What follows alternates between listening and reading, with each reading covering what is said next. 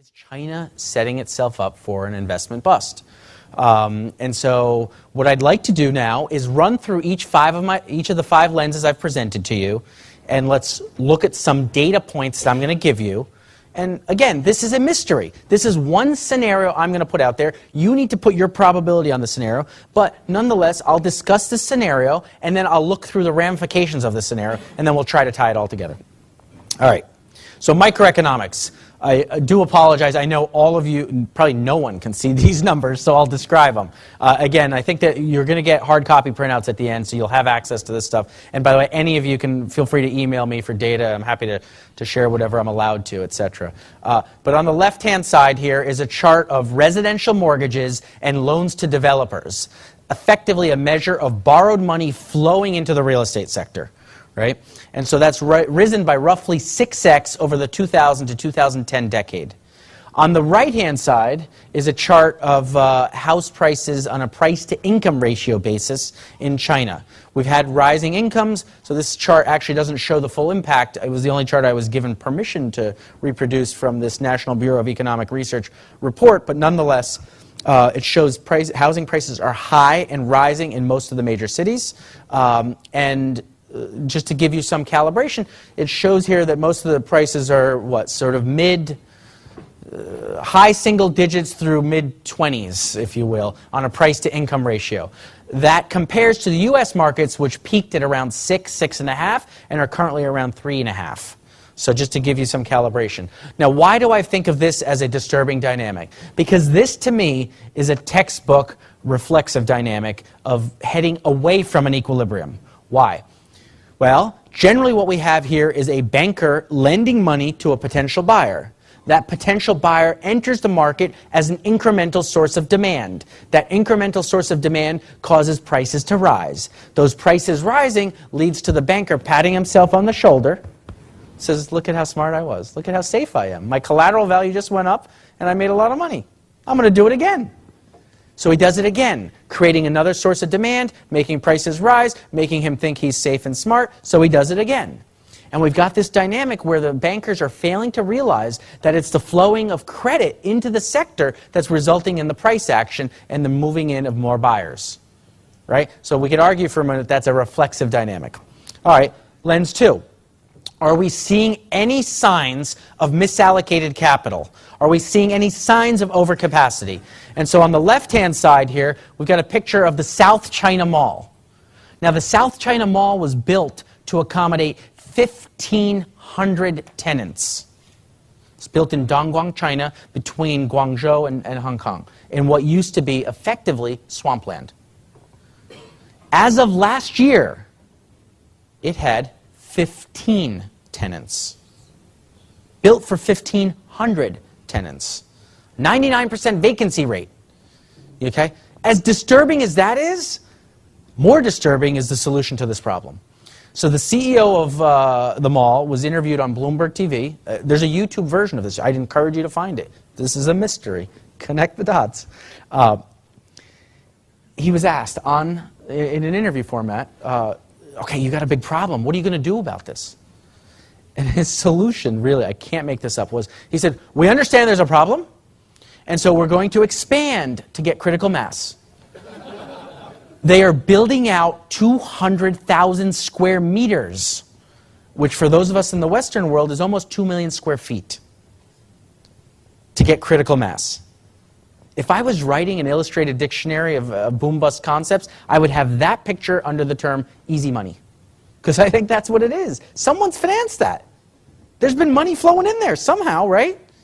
Doesn't seem rational to us. The art markets. Everyone has access to Yahoo Finance. If you have an internet connection and a web browser, then you have enough access to get some of these data points. Again, don't get data, use data. Connect the dots between existing data. This is a mystery. Just trying to increase the probabilities we've seen something. All right, Sotheby's common stock price. Any of you, when you get back home, if you don't believe me, you think this chart's manipulated in some way, pull it up yourself. 1988, when it went public to the present. Stock is like a seismograph, has a handful of blips, right? The first blip happens to occur in October of 1989. When I go back and I read the news stories about what was happening then, it was world record art prices being paid by Japanese billionaires. Stock price came back down.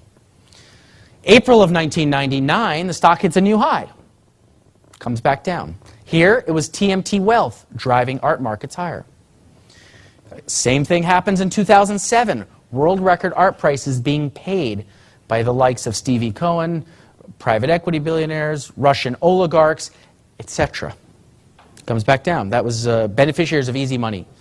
And then most recently, the stock went up to, again, hit a new high in mid-50s. Chinese art buyers paying world record prices. Stock then, since this chart was made, I took this chart out of an Atlantic article that was written about how Sotheby's predicts the world economy.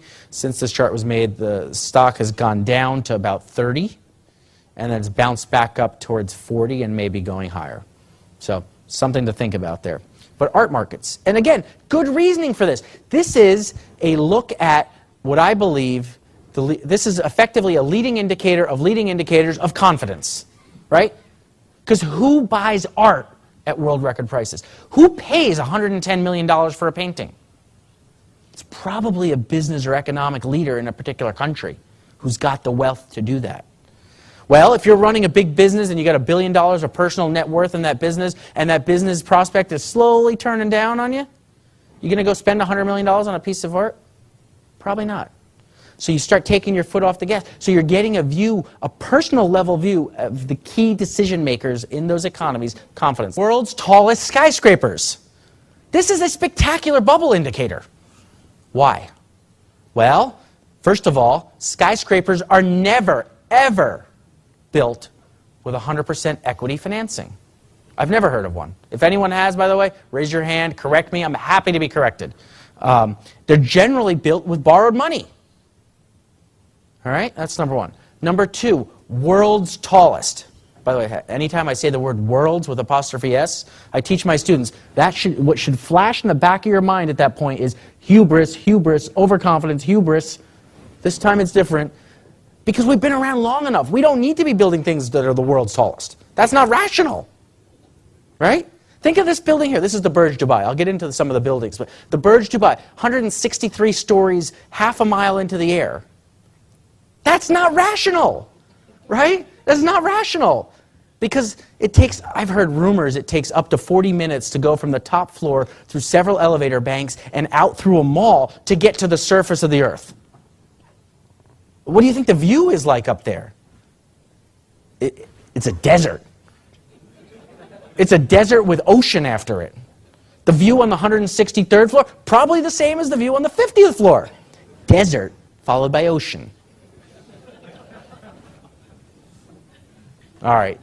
Skyscrapers are also rarely, if ever, built by their intended tenants. So they're speculative by nature. It's usually a developer who steps into the scene and says, I'm going to build this, and I will therefore go and try to attract tenants. It's rarely someone like Exxon or Royal Dutch Shell, some large company saying, I'm going to build A, the world's tallest tower, B, I'm going to borrow a lot of money to do it, and then C, I'm going to occupy it with all of my staff. Usually it's a developer. It's a build it and they will come phenomenon. Well, so does this indicator work, right? This is the great part about teaching at a place like Yale. None of my students believe anything I say. They all think they know better. They all want to sort of challenge me on everything. And so fine, that's good. It makes me better at what I do.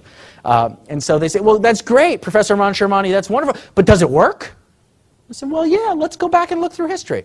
We can start in 1907 with the MetLife building, and there's some others, but let's start in 1929. In New York, 3 towers competed for the world's tallest tower status.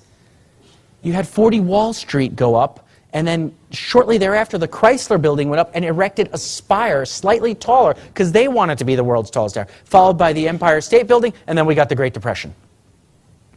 1973 and 74, we had the Sears Tower, or Willis Tower, or whatever it's called, go up, and then the World Trade Centers down in New York. You had a decade of stagflation that followed that. 1997, the world's tallest tower in the world was, does anyone here know? The Petronas Towers, exactly. Malaysia, not quite ground zero, but quite close to ground zero of the Asian financial crisis. 1999, the world's tallest tower went up in the center of what would argue, at least in a hardware sense, was the tech boom, right? Taipei 101 started going up. Literally, Taiwan was the center of tech hardware. And so Taipei 101 at 1999. And in 2007, this tower went up, deemed the largest freestanding structure in the world in July of 2007, quite literally within weeks of global equity markets peaking, before it was finished. Now, I think that precision is probably not something we should seek. That was probably coincidental. But nonetheless, this is a good indicator. A little preview of where I'm going with this. 5 of the 10 largest towers in the world under construction today are in China.